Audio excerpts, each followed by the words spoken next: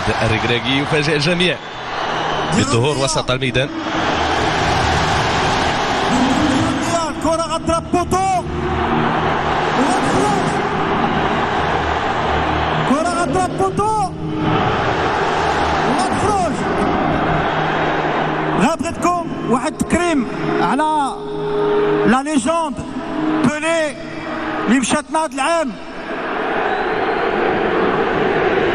سيبقى وليد الركراكي الى الابد اول مدرب مغربي يصل مع المنتخب الوطني المغربي لنصف نهائي كاس العالم.